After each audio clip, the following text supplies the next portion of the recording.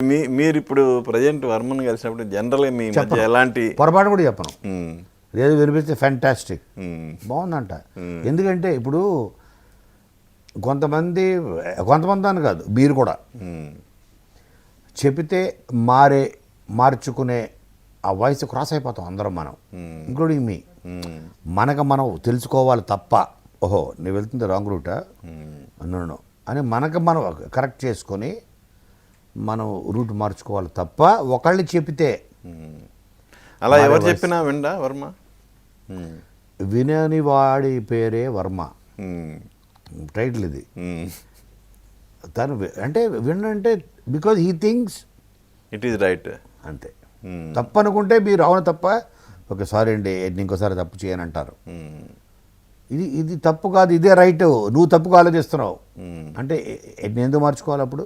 నేను తప్పని అనుకోవట్లేదు అంతే, యాజ్ సింపుల్ యాజ్ దట్. అందుకని మనం చెప్పకూడదు. అండ్ తను చేసింది తప్పని తను ఎప్పుడు అనుకోడు. But is the greatest philosopher I've ever seen, no doubt. అంటే జీవితంలో తనకి ఒక డబ్బు అవ్వచ్చు, ఇంకోటి అవ్వచ్చు, కీర్తి ప్రతిష్ట, డోంట్ కేర్. మనకి అనుకున్నట్టుగా మనకి నచ్చినట్టుగా బతకడమే జీవితం అని నమ్మే ఒక జీవే ఆర్జీవి.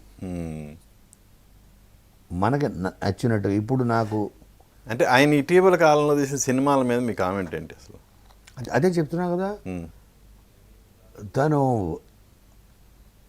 తనకి నచ్చింది చేయాలనుకుని చేస్తున్నాడు తప్ప 10 మందికి 1000 తీసి పక్కన పెట్టండి, 10 మందికి నచ్చే సినిమా నేను ఎందుకు చేయాలి? నాకు నచ్చే సినిమా నేను తీస్తాను, నీకు నచ్చితే చూడు లేకపోతే మానేయి. That's his philosophy. అదే అంటారు, ఆ ఫిలాసఫీలోకి తను వెళ్ళిపోయాడు అంటారు నేను. కాబట్టి ఈ మధ్యన అదే చెప్పే కదా, నాకు నచ్చిన వర్మ బాంబేలో ఉండిపోయాడు, అతను రాలేదు హైదరాబాద్కి. హైదరాబాద్కి వచ్చిన వర్మ వేరు, సినీ వైరాగ్యం తీసుకున్న వర్మ వచ్చాడు హైదరాబాద్కి. సినీ వైరాగ్యంలో ఉన్న వర్మ ఇక్కడికి వచ్చాడు.